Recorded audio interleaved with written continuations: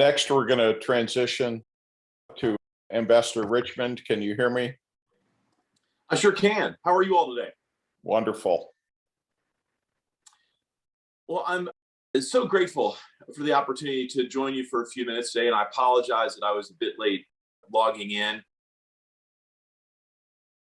Eric asked me to talk about sex trafficking in the United States, and I'd love to step back and give a 30,000-foot view of three specific trends that we're seeing in the sex trafficking space. During my time when I was a federal prosecutor for 10 years, working sex trafficking cases across the United States, as well as my years in India with International Justice Mission, and then most recently leading out on U.S. foreign policy around the globe on sex trafficking and forced labor when I was the ambassador,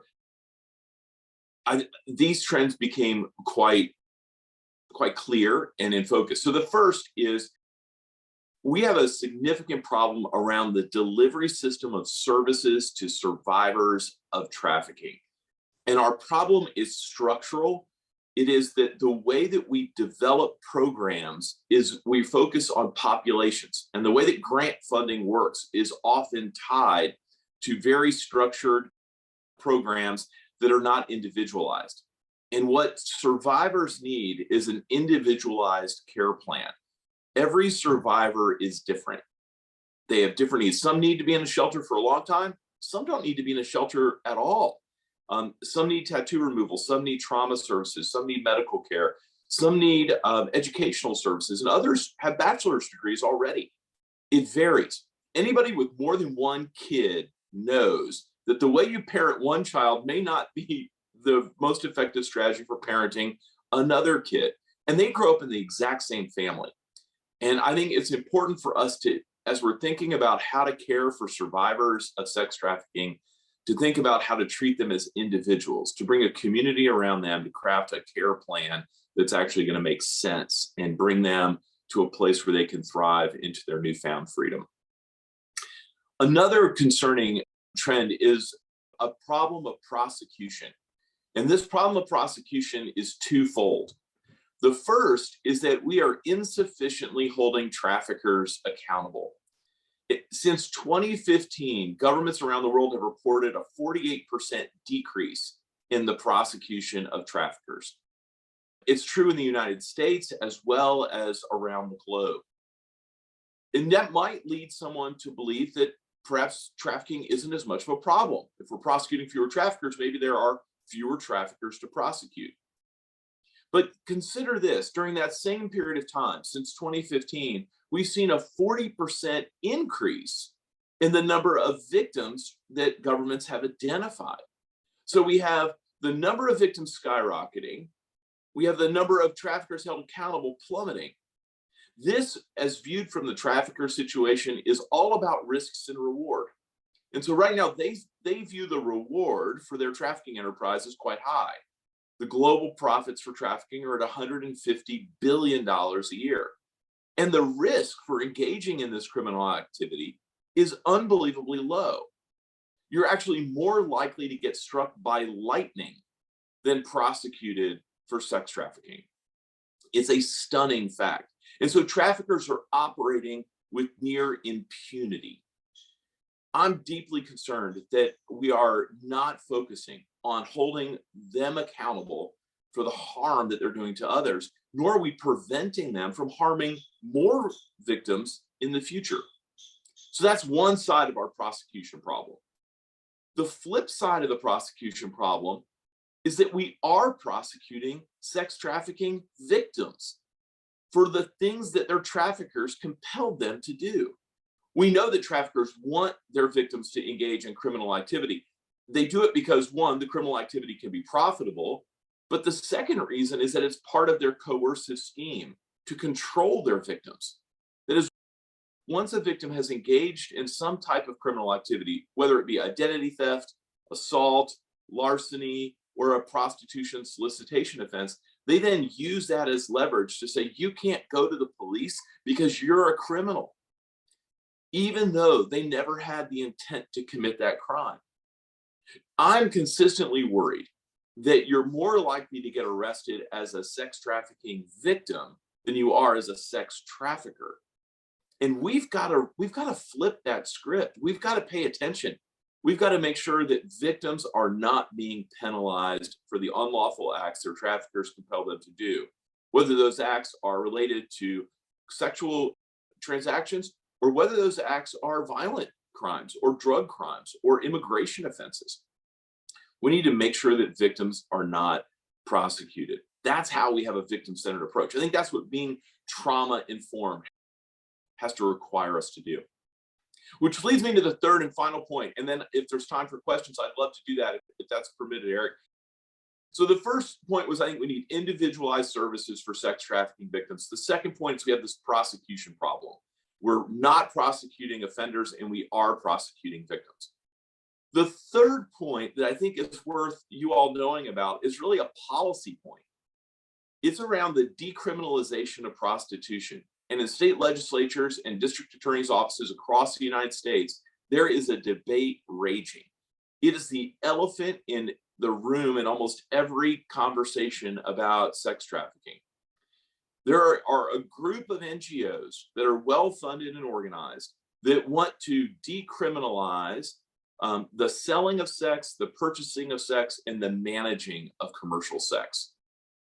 They're putting bills into legislatures and trying to do this. They're bolstered by Amnesty International, Human Rights Watch, Denmark, the Netherlands, Germany, Hungary, which has legalized prostitution, New Zealand, Australia, all these countries where commercial sex is either decriminalized or legalized. And there is a distinction in that if you're interested. There's also a group of NGOs and leaders who are also organized and well-funded, who want to pursue what they call the equality model. That is a model that comes from the Scandinavian countries. It used to be called the Swedish model and then the Nordic model. Now it's the equality model. And it says we're not going to criminalize people who sell commercial sex, but we're going to criminalize people who purchase commercial sex and people who manage commercial sex. That is, the sex buyers, the pimps, the managers, they'll all be held accountable, but not the sellers. That way we don't accidentally or unintentionally prosecute sex trafficking victims. This debate is going on and you should be aware of it.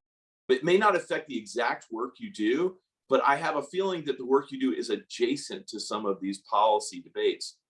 There are 3 cities in the United States where the district attorney, the elected local prosecutor, has decided using prosecutorial discretion not to prosecute any prostitution, brothel keeping, solicitation, pandering offenses.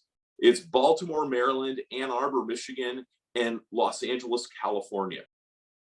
I'm a former prosecutor. I like prosecutorial discretion. The whole point of it is that if we feel like the ends of justice would not be met by prosecuting a specific individual, we don't have to. That's categorically different than a local district attorney deciding to overrule the state legislature and decide an entire category of crime will never be prosecuted. It's not a case-by-case decision if you categorically say that we're going to have a sanctuary city for brothels and commercial sex. And 3 cities in the US have done it in the past year and a half. I think more is to come in this space. And so whether you're for the decriminalization of prostitution or you're against it, you should know that this is a significant discussion that's happening in the sex trafficking conversations across the United States. So 3 big trends. We need to individualize services. We need to solve the prosecution problem. That is, we need to prosecute more traffickers and stop prosecuting victims.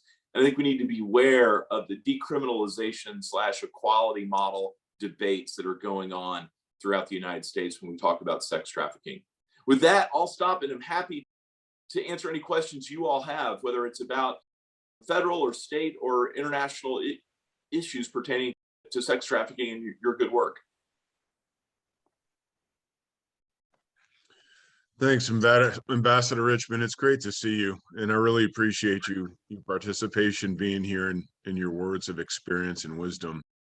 We have a scheduled break for the next 10 minutes, but happy to be able to use that for a Q&A.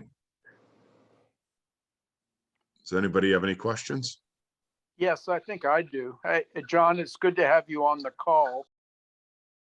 Just a quick question. You finished up with the whole idea of legalizing or at least permitting prostitution, but would they then prosecute people that are sex slaves, or they don't discriminate on that? That's a great question. It's good to see you as well. One of the arguments that the folks promoting the decriminalization model say is that if we stop prosecuting every sort of consensual commercial sex act, we'd have more resources to go after the people who are forced into this.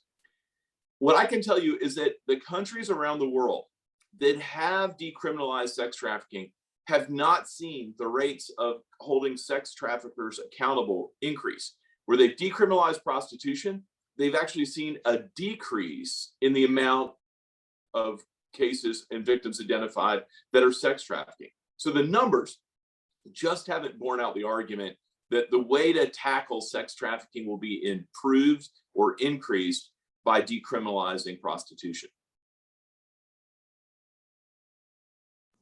Thank you. Thank you. And if I could just make a comment while you're on the phone, John, one of the reasons why it's so important for us to meet like this is to be able to take our collaborative resources and respond to exactly what you're talking about, to be able to respond to number 1, 2, and 3, and build programs in order to be able to stop this. If the government's not going to hold any of these people accountable, we have to take initiatives on our own and build up programs in order to be able to stand up to those that are willingly breaking the law and hurting people. And so that's why it's so important, guys, that we're all involved in this organization and movement. So please ask some more questions. Eric, to that end, I'll just remind everyone that there's never been a more insecure and affirmation needy community than politicians. They are downstream of culture. I've lived in government for most of my career, and I can tell you that government does not innovate and government does not create momentum. It responds to it. You all can create the momentum the government has to respond to. Even the Civil Rights Act of 1963 that is so prized in the US, that was not Congress leading, that was Congress. It was Rosa Parks from 1954 all the way up to the sit-ins and Greensboro and the Freedom Rides and everything else that finally Congress, after 9 years of movement, relented and passed the act. So district attorneys will respond to your advocacy. Congressmen will respond to your advocacy about what needs to be funded, and they will care deeply if you raise your voices. Hi, John, this is Ken Spedden. Thanks for being on. Do you have any thoughts, or have you been talking with folks about thinking through the best way to scale individualized services for victims?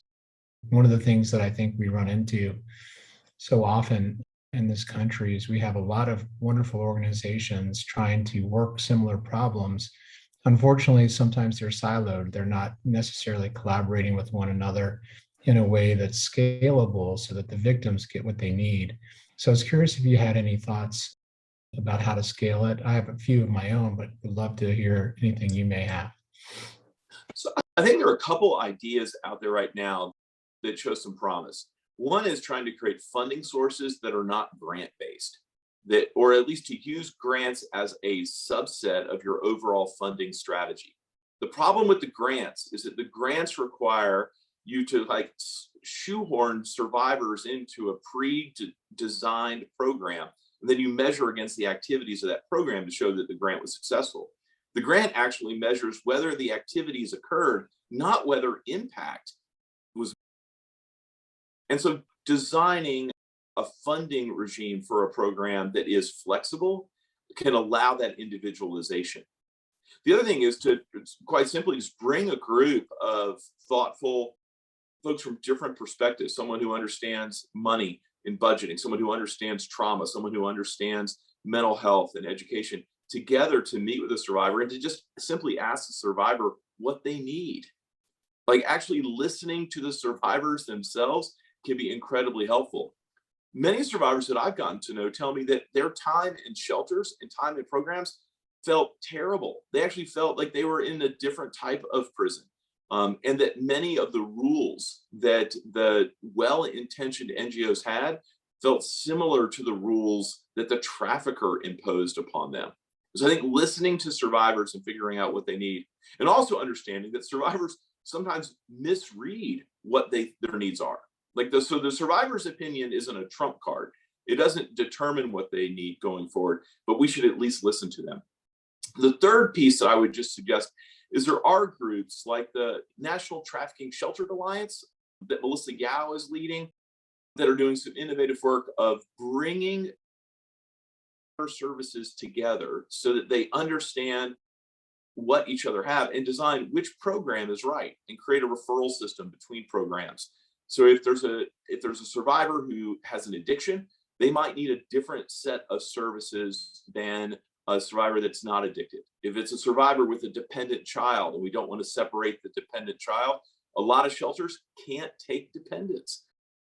And there's a dearth of shelters for men and boys. So I think we've got a lot of challenges, but I think what she's building at the National Trafficking Sheltered Alliance feels like a positive step forward and an opportunity to professionalize and help local NGOs get the accreditation that they need that might actually help them with their fundraising.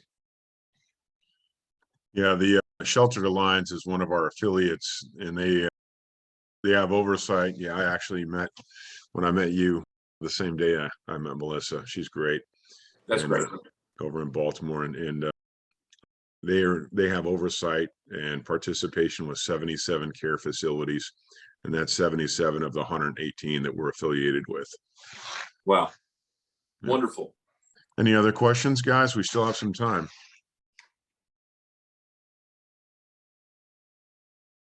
Yeah, Eric,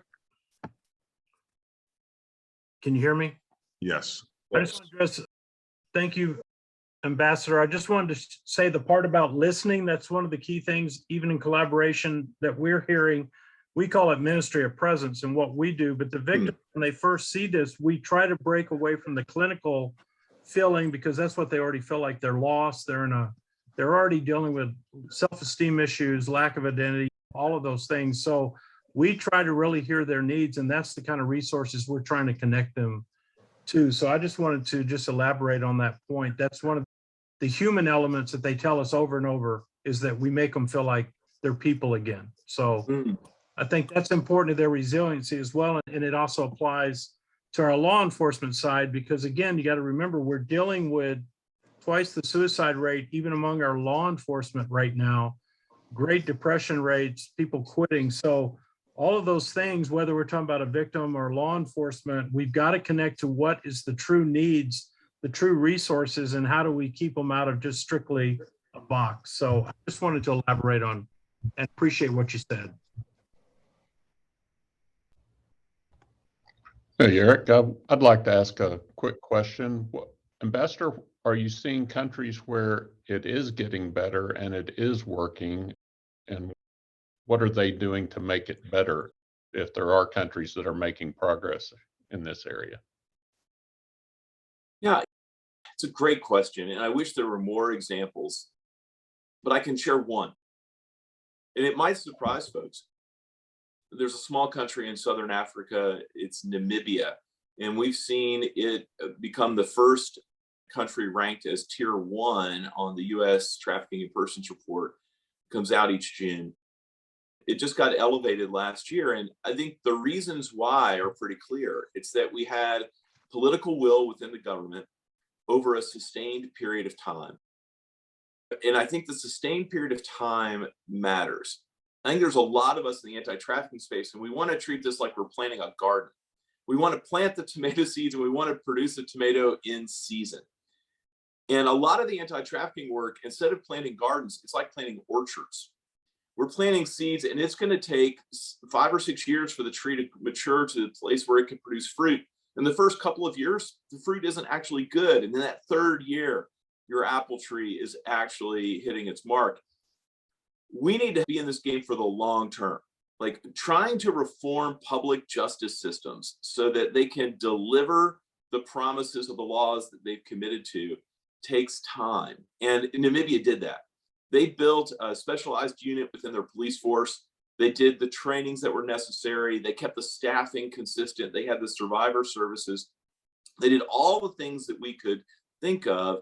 They did them consistently over time. And it took about 7 or 8 years. And the reality is most of us don't have the patience for a 7 to 12-year program. But historically, when you're looking at systemic change, particularly involving government systems, it takes a longer aperture. It takes a longer period of time. And it takes resiliency and perseverance. It's folks who are not going to let the light and momentary troubles of the day discourage them from the noble work at hand. And I think it's important for us to be in this for the long haul. And survivors need it for the long haul. Survivors don't need a PowerPoint presentation about how to deal with their trauma.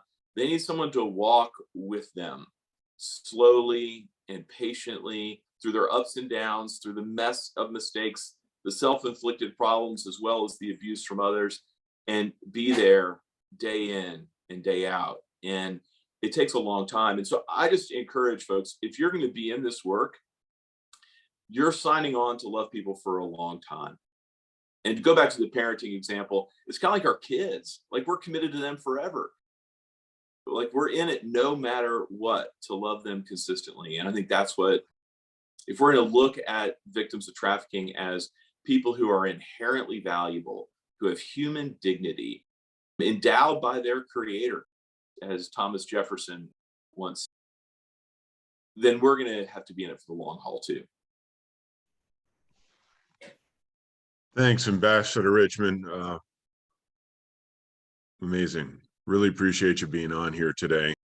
Later on, I don't know if you have time to stay on or not, but we have Jordan Roberts, our Chief Operations Officer, Scott Lawler, our Chief Technology Officer, Jason Alper, our Head of Investigations, that are all going to be talking about the programs that we have built and that we're continuing to build for that long haul. One of them being the Guardian program, which is our way of being able to facilitate equipping for all of America, one house at a time, one community at a time, one city, state, so we can untraffic America that way, to protect their children and to be able to produce a that gives them the opportunity to protect their children against grooming. And then the other side of it is, how do we take us and build similar programs in order to be able to collaborate with law enforcement, with court systems, the entire vertical in the government, so that we can all be on the same page, so that we can be singing to the same sheet of music and ensure the bad actors that are out there know that there's a unified force out there. That was the genesis of why we're doing this in the first place, is to figure out how to be able to collaborate in an untrafficked America. So really grateful for your time today. I'm so encouraged. Thanks for all that you're doing. And thank you guys for taking all this time today to focus in on this problem. It says a lot about your commitment. We're in it. Wonderful. Have a great day. Thanks. Thank you.